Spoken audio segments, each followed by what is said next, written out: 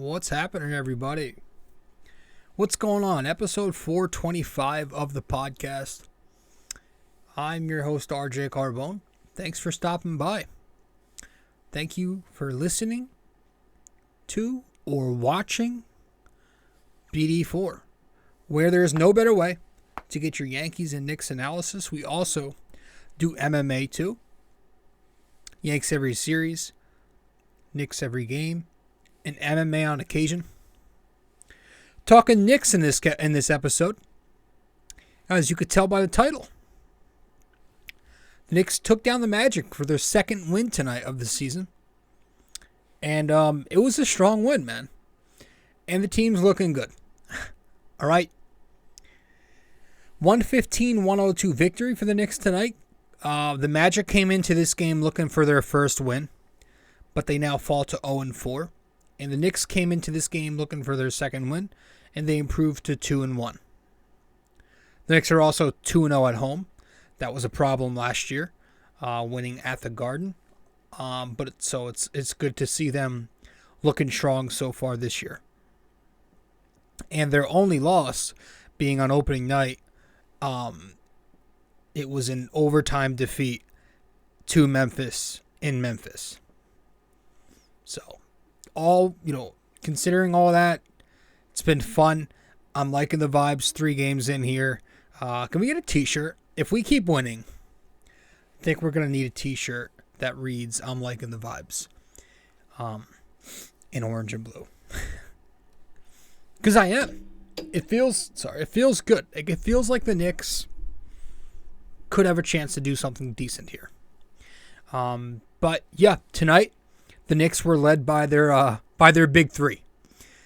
In Julius Randle, Jalen Brunson, and RJ Barrett, as they combined for 66 points. The Magic make it close in the second quarter, midway through. They also make it a bit close. I would say like midway through the third quarter, maybe. But other than that, I was pretty comfortable watching this game. I felt like the Knicks were going to win this game 70% of the time.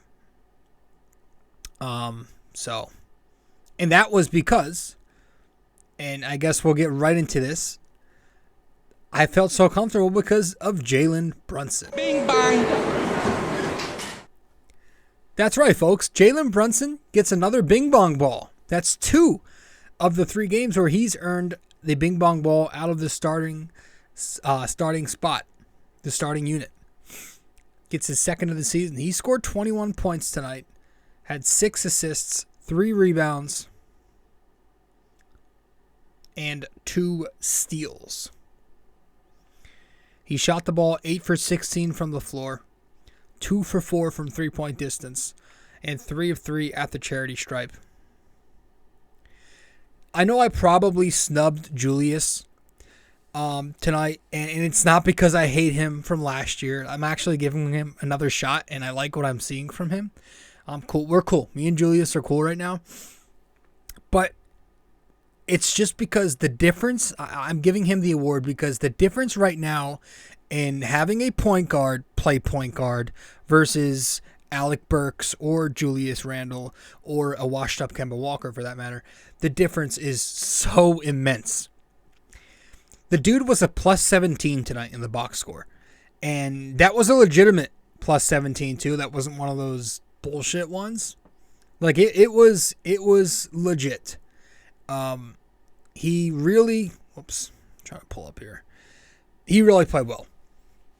And his defense was it's actually been a lot better than I thought. I won't lie to you. I didn't think his defense would be good. I didn't think he'd be that good, to be honest. But so far, it's like he's got extremely active hands. He's forcing turnovers. He's forcing bad decisions out there in the passing lanes. Just being very active. Hence the foul trouble early on in his Knicks career. You know, he had a spurt where he had 3 in Memphis. He had 5 overall tonight. He is small, so I'm sure that's going to get him some fouls. But overall, I really like the defense he's played. And of course, it's just more of the same that it's been offensively. He's been such a tremendous, I want to say, force at that point guard spot for them. I know that sounds dramatic, but I mean, his footwork to get into the paint is tremendous. He gets the offense into their sets much quicker than we're used to. He's setting guys up all night long. He's getting Julius set up in particular. Now, that's one of the things I'm starting to notice, that they've got a nice chemistry developing here, man. Of the 6 assists tonight by Jalen Brunson, 4 of them were Julius Randle baskets. I believe they had 2 pick-and-roll finishes where Randle threw in a floater. He also had that nice find on the break where he went behind the back once he was like on the half-court mark, and then drives on the right side of the floor, dumps off a quick no-look flick down the middle of the lane to Julius for a slam. He hit him for a corner 3 going around the horn about midway through the second quarter, I would say. So they've got a nice chemistry developing here, and that is a huge thing to get Julius a nice little pick-and-roll, pick-and-pop partner to coexist with out there and make life easier for him. And that's exactly what Brunson is doing, and it's exactly why he gets his second Bing Bong Ball awarded to him on the season. He played a huge role tonight in keeping the Knicks ahead in this game. Without Jalen Brunson, they probably lose this game. So, yeah, there's a big reason why he's getting the award tonight. His mid-range game is so solid, and I spoke about it last episode, I think. Having a guy who can hit the mid-range as consistently as he can is just a big difference maker there, too. There were a couple key moments in this game with Jalen Brunson leading the way in the second half. You had the moment in the third quarter, I would say early to mid-third quarter. You had Orlando creep back in it. Fournier was fouling and getting cooked defensively. Randle was missing on one end and fouling on the other end. But Jalen Brunson comes, he takes over, gets hot, and scores 7 consecutive points for the Knicks. He pulls up for a mid-range. Then Orlando takes a brief lead, but then he scores 2 more baskets in a row. A mid-range jumper and then a 3-point ball to give the Knicks a more comforting lead. And then in the fourth quarter, late, the Knicks were up just 6 points with 5 minutes left. The Magic went on this run. They cut it to 104-98. But Brunson connects on this and one from the mid-range. And again, that changes the momentum of the entire rest of the way. From there, the Knicks go on to finish the game on an 11-4 run. So Jalen Brunson, first and foremost, definitely deserves credit for the second win of the season here. And that's why he gets the Bing Bong Ball. But I do want to give credit to Julius. Because Julius Randle, he was also excellent. Arguably more tonight. You could make a case, and I would understand if you thought Julius played even better than Jalen Brunson. He had 25 points, 12 rebounds, 4 assists, 2 turnovers, 1 steal, and shot the ball 10 for 19 from the floor. This, so far, has been exactly what we want to see from Julius. Tonight, he just worked hard again. He worked on the ball, as the go-to guy for a bit, doing some ISO. He worked off the ball, working with Fournier some more. They obviously like that DHO offense. And also, they like when Randle likes to drive in. The defense collapses. He kicks it out to Evan. He screens for him. They got a nice game going together. We knew about that last year. It seems like it's getting stronger, their chemistry. He's hustling on the boards. He's been hustling defensively for the most part. He's pushing the pace in the full court game. Saw that in the first half, especially tonight. Making smart passes. Taking it to the hoop strong. A little 3-point happy tonight. I think he was 2 for 9. But whatever. And he had a tough cover tonight in Bonchero, who scored 21 points. But overall, I liked what Julius Randle did tonight. I think so far he's remaining efficient. I think in 2 of the 3 games he's shot over 50%. So that's huge. And RJ Barrett as well. part of this big three. He finished the night with 20 points, 6 rebounds, and 3 triples. It was a brutal first half for RJ, scoring-wise. I actually thought he did pretty good elsewhere. But he was forcing shots again, obviously pressing. That's what he does when he struggles. The jumper was still not dropping. I think Breen said he was 0 of 11 to start on three-pointers this year. But at the end of the first half, he was 1 for 9 with 4 points. Kept his composure, of course, because he's RJ Barrett. He's got a ton of confidence. And then he found it in the third quarter. And he was pretty good the rest of the way. He finished the second half 6 of 10 and 3 of 5 from 3. He was pushing the pace, taking it to the cup a lot, and he took care of Cole Anthony in a mismatch at the post, even flashed the mid-range jumper. I would still like to see him abuse those mismatches and a post-up a lot more going forward. But overall, considering how he started this game, it was good to see RJ bounce back and not finish the night with another dud, because that would have made 2 of 3. I also thought Mitchell Robinson was very good tonight. Mitch scored 14 points, had 6 rebounds, 3 blocks. He did struggle some versus Bol, who scored 19 points in 20 minutes tonight. But most of Bol's production came with Hartenstein in there. Hartenstein. I actually think, I think I recall Mitch blocking Bol out on the perimeter once tonight on a 3-point look. But yeah, the Knicks defense, it may have struggled in the paint, but it definitely wasn't Mitch's fault. I think it was mostly just the Knicks perimeter defenders getting beat in dribble penetration. The Magic scored almost half of their points tonight inside the paint. Mitch can only cover so many guys down there as the second line of defense. He can't pick up everybody. But he was good. And I thought off the bench tonight, who's going to get our Bing Bong award off the bench? Obi Toppin. I thought he was good. 10 points, 4 rebounds, an assist, shot 67%. He helped the Knicks in that second quarter. Just the same thing he always does. Literally every time this kid comes in, the pace picks up and the volume in the building fucking triples. The Garden just erupts when he comes in. He leads the way for these big runs that the Knicks go on. His slams tonight, his alley-oops were crazy. This kid is an athletic freak.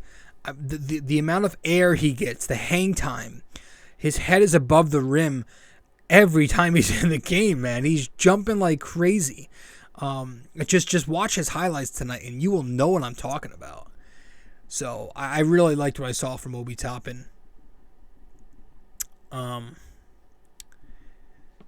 So he gets a Bing Bong ball. That's his first of the season for Obi. Much deserved. What else do we got here? I actually liked what I saw from Tom Thibodeau tonight too, and I've been liking what I'm seeing from Thibs. He ran his usual, 10-man rotation, though 9 guys were in double figures with minutes. I think D-Rose got just 8 or 9 minutes, and that's another thing to look at. Emmanuel Quickley was once again the first guard off the bench tonight. IQ got 23 minutes. I think Rose 9 minutes. Knicks are probably, as we said, trying to keep D-Rose fresh. So he's probably going to be around that range all year, the 10 to 20 minutes tops range. And Quickley also closed over Fournier again. But Quickley was strong in that first half, man. Yeah, 8 assists, 6 boards, 2 turnovers overall tonight. Just did such a great job facilitating. He does a really good job as a distributor when he buys into that point guard role and he stops shooting dumb shots. When he quits the heat checking, he's a really solid point guard. He averaged 4 assists last year, so my goal for him is to try to get that to 5.5.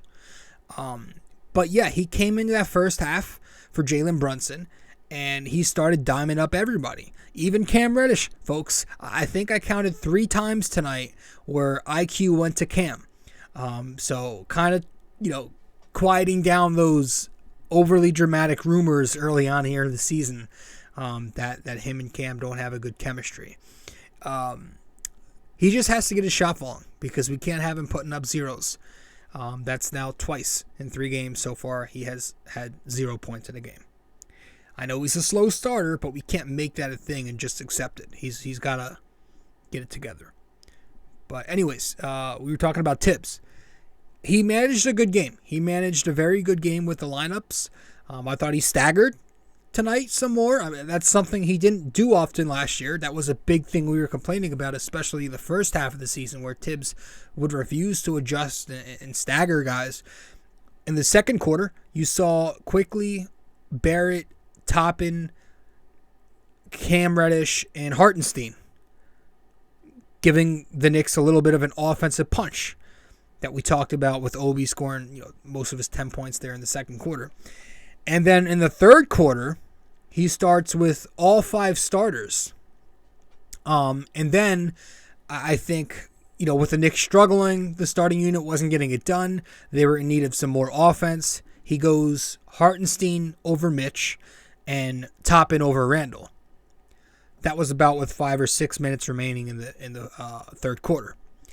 So it was Brunson, Fournier, Barrett, Toppin, and Hartenstein. And Hartenstein, I'm going to keep doing that all year. And 4 of those guys put points on the board in those remaining 5 or 6 minutes. And it was no shock that once they were all plugged in, the Knicks capped off the third quarter on a 15-6 run. So we're seeing Thibodeau mix in some offensive-minded lineups when the time calls for it. We literally never saw him adjust last season. Remember, that was the big thing, that his lineups were so fixed, and they were just every single game, it was the same specific time that the same specific players were plugged in and out. It was robotic, and there was no human feel to it. But he's adjusting by the flow of the game. That's a big thing. He also made sure that the offense went to RJ Barrett when RJ Barrett was hot in that second half. That was another thing last year and even the year before, where RJ would be hot, but then we'd see often in the second half he'd get iced out. Tonight he got 10 shots up in the second half plus some free throws. And so overall, I'm liking it. I'm liking the offense. I think the offense has looked good. We're talking about modernizing this offense. We scored 115 points tonight. Listen, I really like what I'm seeing from the offense. I think they're pushing the tempo and they're moving the ball, and that is what teams are doing in 2022-2023. The Knicks had 24 assists tonight, which is average. They shot pretty poorly at 30% from 3, but they moved the ball. They got 93 shots up. On the year, they currently rank 10th in assists per game, and they're also 4th lowest in turnovers per game. That's an excellent ratio to have. They're 8th in transition points per game. They were in the bottom third last year. Now, the 3-point shot is still going to be off and on. Tonight it wasn't pretty. 11 for 37. But they really... they don't have many knockdown shooters outside Evan Fournier. Rose and Brunson are hitting, but RJ is inconsistent. Randle is inconsistent. Quickly, we know, he comes and goes in hot streaks and cold streaks. Obi struggles from 3 still. You're not getting much from Hartenstein, but on occasion, and obviously Mitch is going to work interior. But if they keep playing to their strengths, which is attacking the paint, I think they'll be passable again offensively. Like they were 2 years ago. They have the personnel. They have a ton of guys on the roster that can score inside the painted area. Mitch, RJ, Randle, Brunson, Cam, Obi, a lot of guys that like to attack the paint. They play fast, so if they continue to do that, they move the ball and play fast. Those are the 2 things we really need to emphasize and focus on here. I think they'll be an average offensive team. And with the way they play defense, that could lead to good things. And, it's going to start on defense. You play good defense, you get those defensive rebounds, and you get those leak outs, and you play the transition game like that. But overall, it was a good win. I saw mostly good things. Just, a few concerning things. The Grimes thing is a bit concerning to me. Ian Begley said earlier tonight before the game that Grimes is still not clear yet. He's got lingering soreness, and he's doing some work, but still taking a very cautious approach. Didn't love that. That doesn't sound great, honestly, but all that means is Cam Reddish, my guy. It's your time to shine. Cam was okay tonight. I wish he got more minutes. Maybe could have taken some of Fournier's 27 minutes because he's not done shit. Maybe could have taken some of Quickly's there at the end, but Cam looked good. He was hot early. Couple of relentless finishes at the rim. He's so good at attacking that rim, man. But I think he got 14 total minutes, and he took pretty good advantage of it. But yeah, it was a good win. The Magic, they may suck right now, but they could be a fun team in a few years. Got some young guys with length, and Bull and Bamba, size and Bonchero. Got shooting with Franz Wagner. Cole Anthony from UNC, good backcourt there. Veteran Terrence Ross. They could be a fun team soon. But the Knicks are playing well. I like what I'm seeing. Nothing crazy, but it's just it feels positive. It feels like it could potentially be going in a positive direction, dare I say.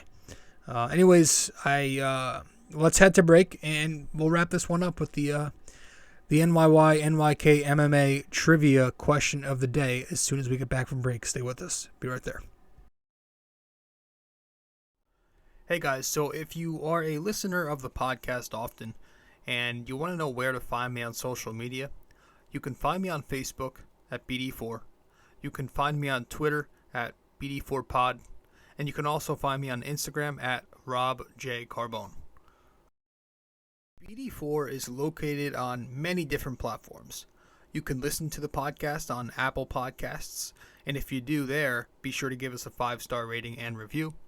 You can listen to it on Spotify, but you can also watch the podcast on both Spotify and YouTube. BD4 is available on many other platforms as well. All you got to do is search it up. Apple Podcasts, Spotify, YouTube, and much more. We also have a website now for BD4. If you go to bd4blog.com, you can find the blog, the podcast links, and also where to find me on social media. Just go to bd4blog.com. Studio 69 Productions is a podcast production agency created by Leo Rodriguez to allow content creators to market their podcast. It's an online platform that will market your podcast or any other project that you're working on. Get in touch with Leo Rodriguez from Studio 69 Productions. You can find Studio 69 Productions on Instagram at Studio69NJ. Studio 69 Productions, where dreams are heard and born.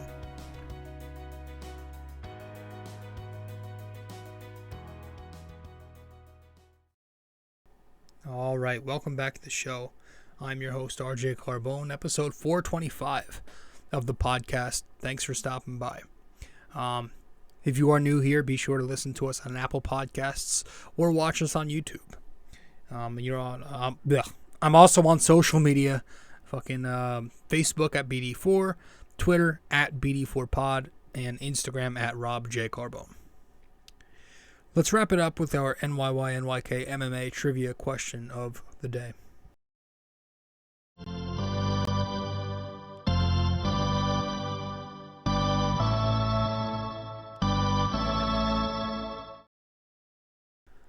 All right. So for episode 425, our question of the day is, in 2005-2006, what place in the Eastern Conference did the Knicks finish in?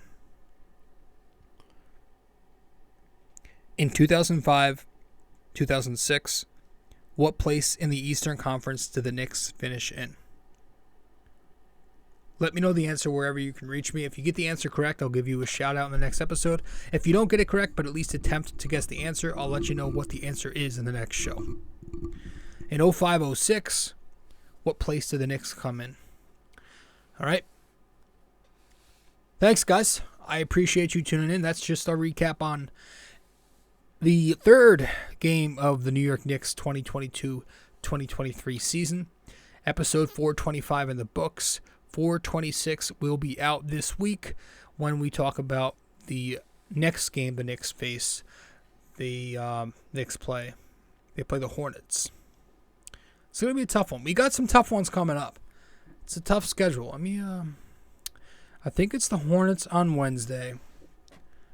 Let's see. I'm going to pull this week up. So the week for the Knicks is looking like the Hornets on Wednesday, and then Friday the 28th, it's the Bucks, and then the 30th is the Cavs. So we just beat the Magic, so Magic, Hornets, Bucks, Cavs. I would like to go 2-2 at worst. So far, we're 1-0. I think the Hornets might be a loss. The Bucks might be a loss. Cavs are tough. Hopefully, one of those next 3 games we can take. We'll see. The Hornets we should be able to take. That's the one we have to take, because we ain't beating the Bucks, and I don't know about the Cavs with their new toy. Thanks, guys. I'll see you in the next one. All right. Ciao. This episode was brought to you by Anchor.